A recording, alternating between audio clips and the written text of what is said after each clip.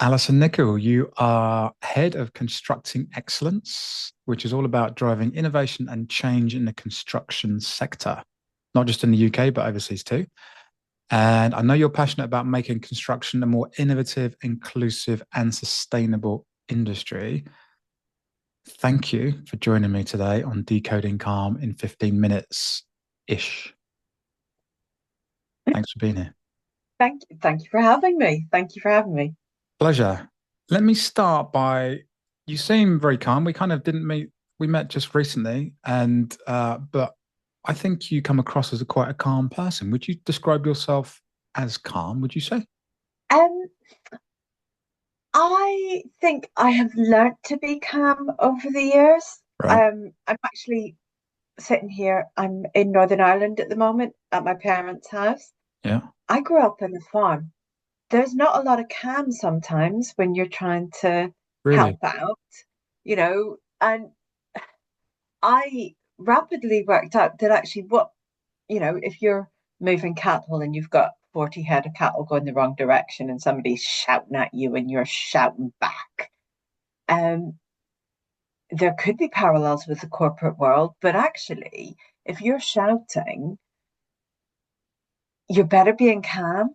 You know, if you're Mm, working with, you know, we were talking about how much we both love dogs. If you're mm. working with dogs, so much better being calm with them. Yes. Calm down, slow down, you know, don't let your emotions get the better of you Mm. and that doesn't mean that I don't have to work in being calm and moderate and thinking about how my emotions impact other people. Nice. So if I'm constantly stressed, that impacts my team, that impacts the people around me. A lot of what I do, Constructing Excellence is a movement. We work with people from right across the construction sector, and they're there because they want to work with us. Do you want to work with somebody who's constantly stressed and constantly, you know, ah, Mm. people don't want to do that's not going to bring people to you. You No. need to just present a bit like a swan sometimes. Yeah. You know, just because you appear to be calm, you appear to be reasonable, it doesn't mean that you're a pushover and that you're gonna just let Yeah. things happen to you. I think it's really important that, you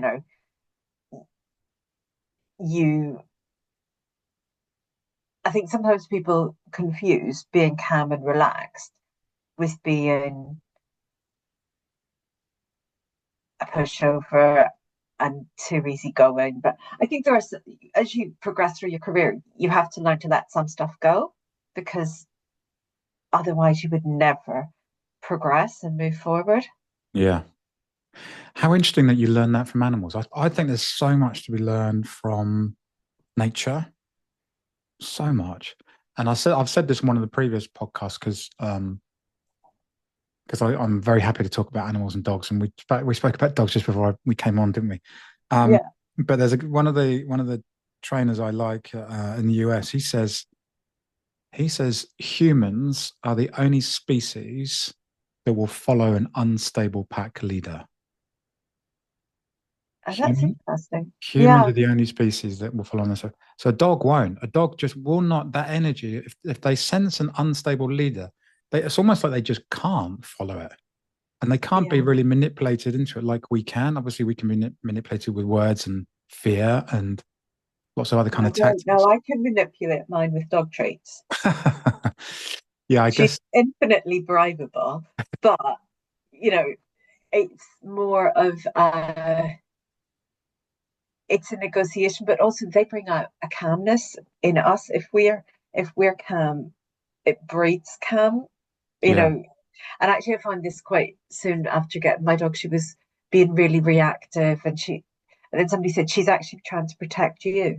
So yeah, because she was barking every time we left, she was barking at other dogs all the time. So I was getting really tense, yeah, and so she was then reacting to that. So I had to then manage my emotions to stop her from reacting.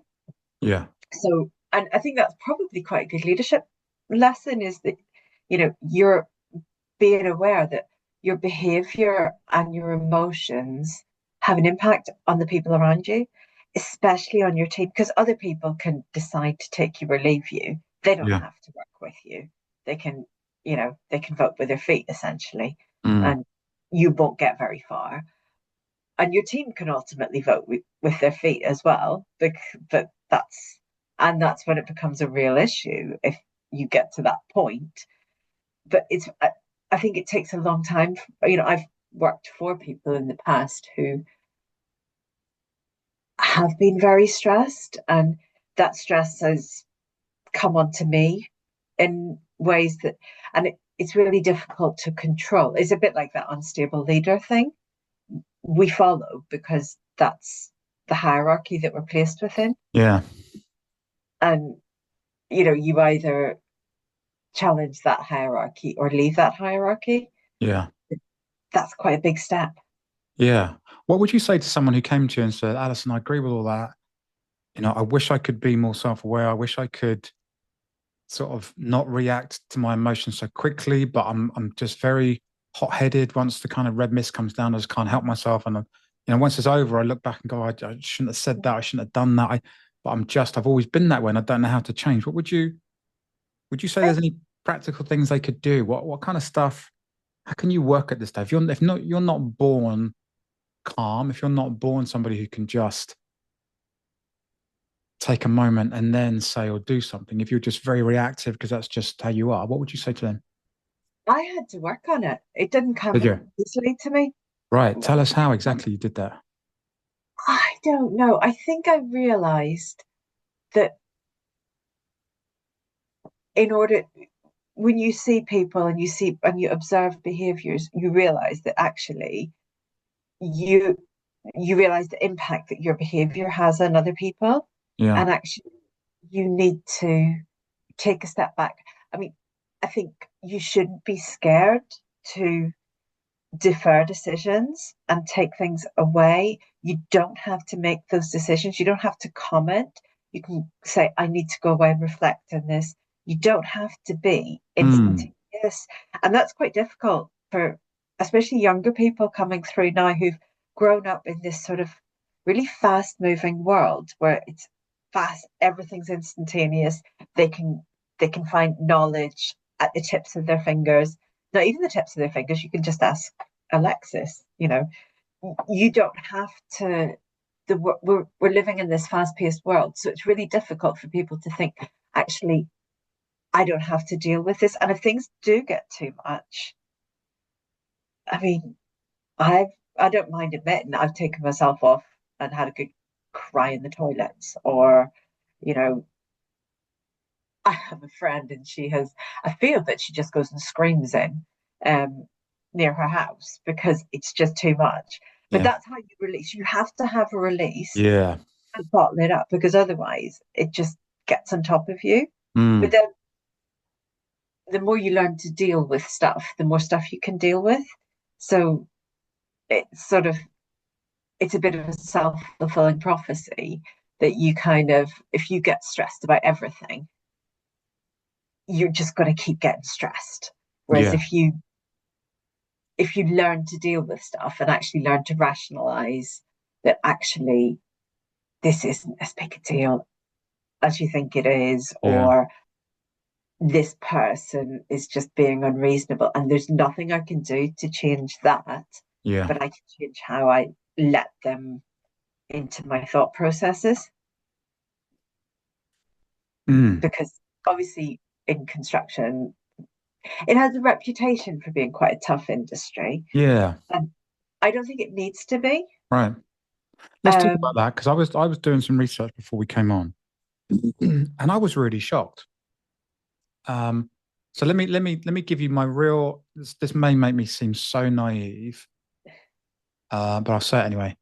Um, so when I think of construction, I think of largely men, predominantly men, male environment, and I actually think of, and even though kind of in the back of my mind, I've heard the stats. You hear the stats about construction, and I'll bring a couple of them out in a second. But despite that, still my kind of default position would think lots of men together, having a bit of fun, having some banter on site, manual labor, so kind of burning off some energy, chatting about the football, going for a drink after work, getting stuff done. Um, they can maybe leave it once they've done their job, it's manual stuff, so they can go home and sleep. Don't have to think about too much stuff. So, how wrong am I to kind of have all these assumptions that it's just this really fun macho environment, a load of boys getting together, having a great laugh, building stuff, tough guys. Let's go for a drink after work. Let's record a few funny TikToks of us doing something to winding someone up, and it's all banter. Then I read the stats. I can see your face. Let me just throw these stats at you. So these stats are scary, aren't they? So this one's from the BBC. It said construction workers are nearly 4 times more likely to die by suicide than the national average. Then it said, a different report said construction workers are not inclined to reach out for help and will instead suffer in silence until it's too much to handle. And a report from this year, from May 2025, we're recording in July 25, a report from May 25 showed that 94% of people surveyed experienced stress over the past year, 83% experienced anxiety, and 60% experienced depression. So let me ask you first of all, those hearing those stats, they're really high, aren't they? They're really shocking. Are they shocking to you, or are they just shocking to me? Um, I think they're shocking to me. I know those stats, and Right. I'm very disappointed with those stats, but I think they're not, they're shocking because it's just unacceptable. Yeah. But at the same time, there's there's a lot that sits behind that. And one of the things that we're trying to do at Constructing Excellence is change the delivery models. So a lot of what happens in the construction sector, it's much more than the site, things like, I'm trying to think of something amazing, like the Elizabeth line. There were so many professionals, there's so much design, Yeah. there's so much technology, there was digital twins, there was so much it's so much more than the stereotypical set of blokes and hard hats. And Yeah. there are so many amazing women, and there's so many amazing women coming through in leadership positions. And Excellent. I think we need as an industry to change that perception, and Yeah. that's really important. What we do at Constructing Excellence is try and shift the delivery models that are being used. So on transactional delivery models, if you're using sort of flexibility, if you're working transactionally with the supply chain, if you're not employing labor, and you're then therefore not supporting those people correctly in order. So a lot of people are self-employed. It's got really high level of self-employed, and that provides flexibility. And the downside of flexibility is lack of security Yeah. around your income. Yeah. I remember being at a session and it prevents the industry from actually modernizing and investing in skills and technology and people. And there's some brilliant things that are being done. Um, a friend of mine, Henrietta Frater at Crown Estate, she's leading the Construction Leadership Council's work on health, safety, and wellbeing. There's some brilliant people doing really pushing the boundaries. And there's a great lady, Jenny McLaughlin at Heathrow, who's pushing around inclusive design, but inclusive in the delivery of the asset as well as inclusive within the asset. And things like understanding as a client the impact of getting people different shift patterns and how you can enable people to actually have a better quality of life and still deliver these assets that we need as a country. Our society, our economy requires the infrastructure. We need the buildings, we need the homes, etc. Yeah. But I remember being at a session where Bank of England were talking about the great thing about house building is it's like a tap. You can turn it off and on whenever the economy requires it. And I turned to him and said, behind every off tap are lives Mm. that are really badly impacted. Mm. And I'm not saying that you shouldn't make business decisions, but we've got to find a better way to provide that security so Yeah. that people aren't in that position. Yeah. and also there is some real cultural issues that we need to address. We need to have a culture of psychological safety where people don't keep their problems to Yeah, themselves. You know, where they feel like they can voice concerns, that they can be open and honest. And there's some brilliant stuff happening across the industry with that in mind. But I think a lot of it comes down to actually, you know, we're doing a lot of work on outcomes based decision making, value over cost. And if people are being procured on lowest cost, they're not making the margins that they need to invest in the workforce and invest in creating a proper environment for people to flourish. right. So we need to, if you're a client of the industry, you need to realize that, if you're going for the lowest margin, you might be contributing to this problem. Right. So do you think that construction as a sector really understands why these stats are so high? Do you think it understands the real heart of the problem? I think they're starting to. So if you look at the work that the CLC's just produced, there is some really good inroads being made. I think one of the challenges for the sector is it's a massive sector, and you've got Yeah, everything from blue chip listed main contractors and massive consultancies that are brilliant at supporting their people.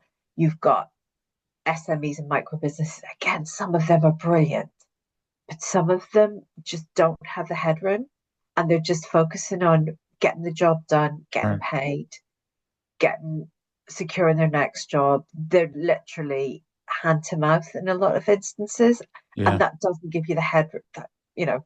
That's space. stressful. Yeah. Do you think they're open to it? Do those stats affect the men and the women in the construction industry? Are those stats primarily related to men, do you say? Um, so there's a friend of mine, Simon Adiman at UCL, has been doing some research into that, and is a lot of the suicides are men. But I think I've got an interesting take in this that we need to look at, because a lot of women leave the sector. I think men stay in the sector, Okay, whereas women are experiencing the same things and they'll leave. right. And I think it'll be interesting to see how the new generation coming through perceive this, Yeah. because I don't think they're as willing to stick around and just put up with stuff No. as previous generations were, men and women. Yes. And it'll be interesting to see how that manifests itself. We know that we're getting large dropout rates from college courses and apprenticeships and things. And I do think a lot of that is about the culture that's, if you're trying to attract people into a broken culture, it's not going to work. No. That will be really interesting because if I think about the work I do, and you and I were speaking about it just off air. So when I first wanted help with my stress and my high anxiety and my sleeplessness, I wanted something tangible. I wanted something that in my head kind of made sense. And the solution I ended up finding didn't make sense in my head. Mindfulness, this thing, I didn't even really know what it was, but it sounded woo-woo. It sounded like BS. I rejected it. 99% of me rejected it, but 1% of me didn't. And that set me on this incredible course. So, and I've taught some guys in construction. I've taught my course to guys who are working for a local company called CCN Communications, and they work with City Fiber and stuff to lay the high speed internet cables, right? And one of my proudest moments was teaching this guy Sean, and I'll name him because he's very happy for me to talk about it, and he left me a public review on LinkedIn and all this kind of stuff.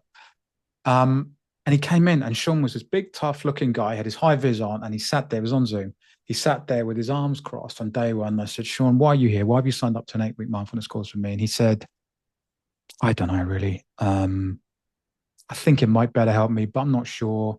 And the boss, Ash, he's very keen about it. And I know he's gone through the course and loved it.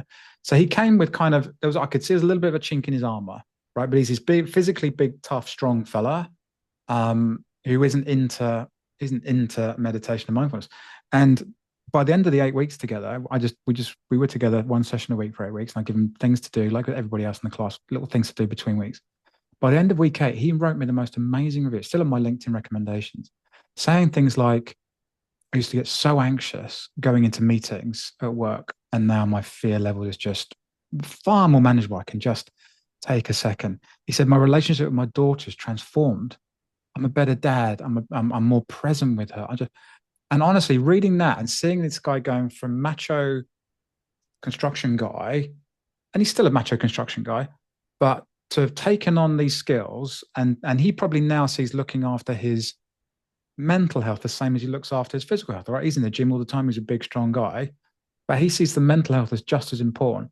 And that was a huge buzz for me because he must be, I'm guessing his age, but I think he's probably 30s or 40s. So he's probably still, and I'm just over 50. So we're probably still in that generation where we would push that stuff out and say, not for me, right? Whereas I think the youngsters, you talked about the youngsters coming through, the 20 somethings that I see coming through, if you mention looking after your mental health to them, they're like, how? Tell me. I'm up for it. That's Yeah. not, I don't, They're they much don't see it more, as weak. They don't see it as if they failed. They see it as a brilliant set of skills to have. So I wonder how much you think the men, particularly in construction, if the women tend to leave, we make sweeping statements here, I know, but if the women, if it gets too much, tend to leave and the men suffer in silence until they can't anymore, I wonder how open the men are to anything that they get offered. Would they see it as weak? Would they see it as they failed? Would they see it as them not being I, a man if they needed help in this kind of way? I don't know. I think it's about how you position things. If you go in and say, "Oh, we're going to do this to help you with your mental health," well, not so, but we know that there are things that really help with mental health that aren't necessarily badged in that way. Mm, So, things like going and doing, I don't know, there's a lot of social value that construction delivers. There's volunteer days, or I remember a few years back one of the main contractors was offering haircuts in site so somebody could go and chat to a barber, and some of the site-based stuff is really intense. mm, So, and people are away from home for long periods of time. And we need to look at how we overcome some of that. And, there's some client requirements coming through where they want the site facilities to be of the same standard as the contractor's head office facilities. So, there are things that make people feel valued. I mm, know that one of our members did a lot of work on inclusion and trying to stop the banter, because the banter is not, banter is a word that you can throw around really easily, but actually it can be really hurtful.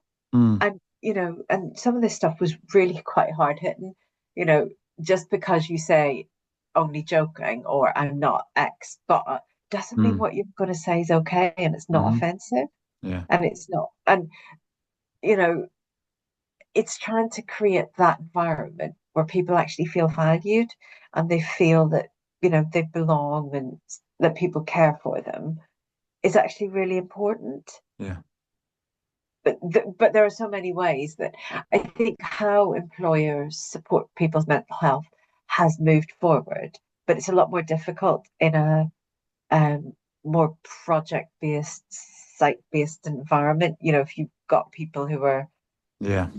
all over the place, I think it's much more difficult to sometimes support them, Mm, especially if they're in delivery roles where mm.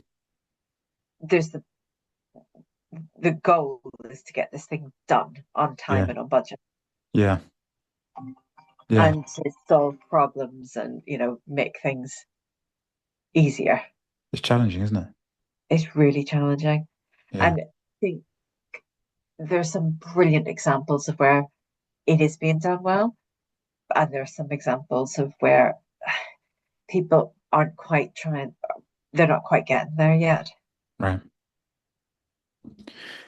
Have you got time for me to ask you one more slightly longer question Yeah, before we do quick fire? yeah, yeah. That phone call wasn't saying, Alison, we need you urgently. Was that I don't know what it was saying. I okay? don't know. Let's Don't keep going just a recognize the little bit. number, so it'll be fine. Okay. Let me ask you what the highest stakes situation, and you can answer this whichever way you want, personally or professionally. highest stakes situation you've been in, and crucially, how did you get through? What really helped you to get through? Oh, goodness. I don't want to go into too much detail, but when I took my step up to be into the role I'm in now, there was there were a lot of people who were I felt were trying to see me fail, and this happens to a lot of women who take on leadership positions Mm, where they're being asked to you know um that there's almost like people who you thought were supporters are suddenly being really difficult and quite aggressive. And um, I think I used to take everything to heart, all the criticism, and why aren't we doing this? And we used to do this, and why can't we do this? You know, and I used to take it really, really personally. And actually, it took me a long time to work out that actually it's their problem and not my problem. And I shouldn't need to react to what they mm, think should be happening. I can take on board feedback and I can take mm, it on board. But I think when you're in a more junior position, your job is to sort of take things on board and respond. But actually when you're in a leadership position, you're not meant to be, you can't take everything on board. mm, You can't do everything. You can't keep everyone happy. mm. And and that was a big change for me because whenever I was in more junior positions, everyone was happy with me. Right. You know, Interesting. you know, it, because that's how you make people. You're helpful, you're considerate, effective, etc.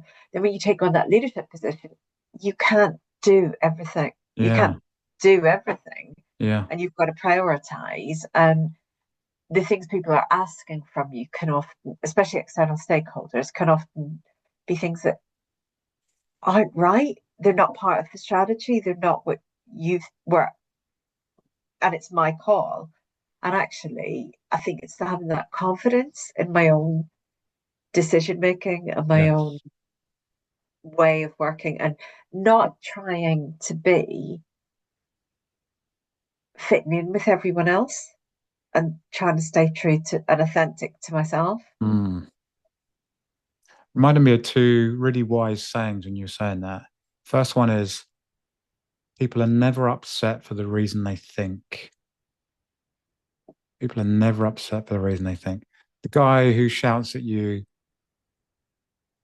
because he thinks you got in his way in traffic, he's not really angry because you got in his way in traffic. You're just the outlet for that in that moment. There's the anger was already inside him for Yeah, whatever reason, and he snapped at you. And he might have snapped at someone in the shop or the pub or whatever. You just happened to be in his way in that moment. And the second phrase that I thought of was drinking poison and expecting someone else to die. When we hold on to these intense feelings, especially if someone's wronged us, and we keep going over it in our head, and they shouldn't have said that, and they're really unfair to me. Well, they're not feeling that because they've said the thing and gone, or they've criticized you or said you shouldn't have had that position or shouldn't be doing this job or whatever. But if you keep drinking this poison, expecting them to die, all you're doing is hurting yourself. And I yeah, think you I think the just got to wisest include people, them. yeah, the wisest people realize when they're drinking poison, so to speak, and realize that other people are very rarely upset for the reason they think, and you just happen to be in their way. And when you can take these things less personally, that's the thing, isn't it? It's hard to do. It's Hard to do, but it is really really hard hard to to do. do. But I think it's, And you know, I have had lots of situations where I have really taken it on board and got myself into a bit of a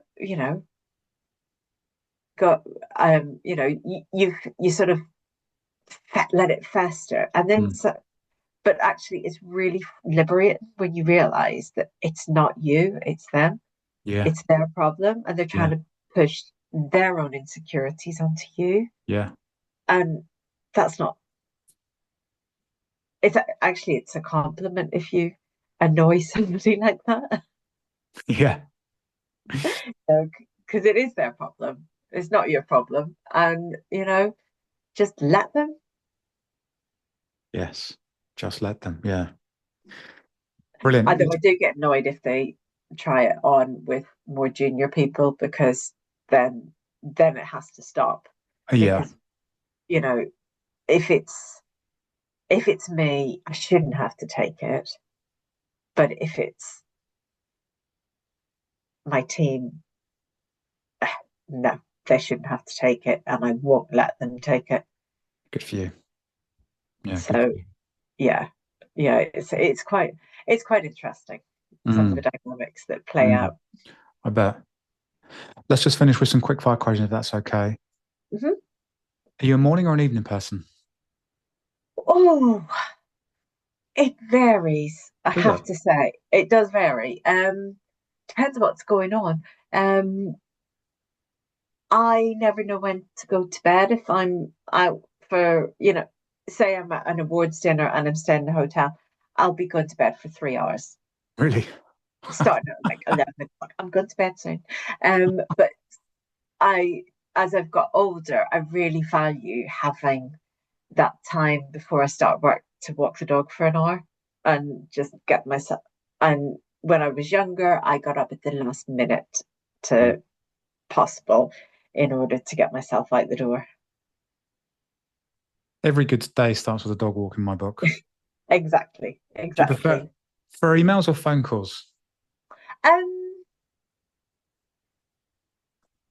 oh, that's a difficult one. I think there are some things that have to be done by phone call. Mm, It's much better to be on yeah, the phone yeah. for some Agreed. things. Agreed. Favorite food?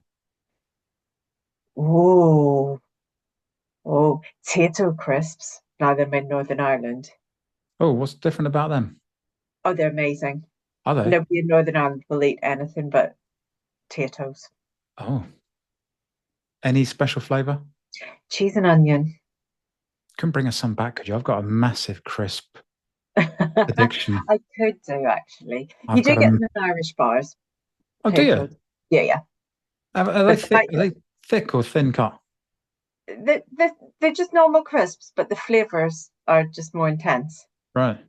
Yeah, I'm yeah. intrigued. I'm gonna hunt down my local Irish bar. Favorite book?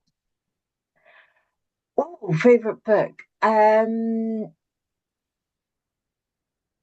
Oh, so many books. I love books. I'm part of a book group. Are you? Um,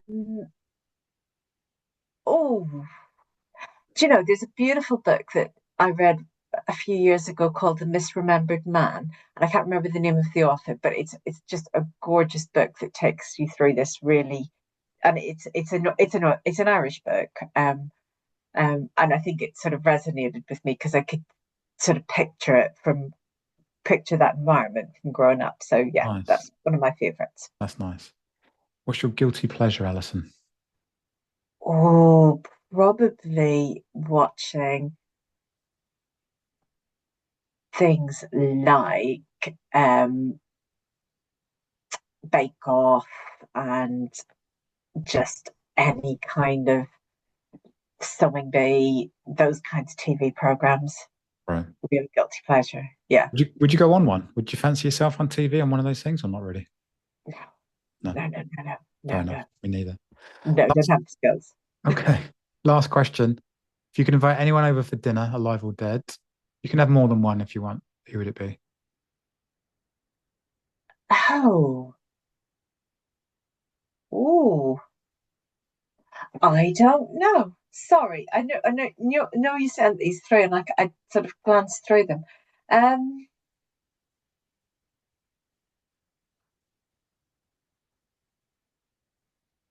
can't think of that one. I'm really sorry.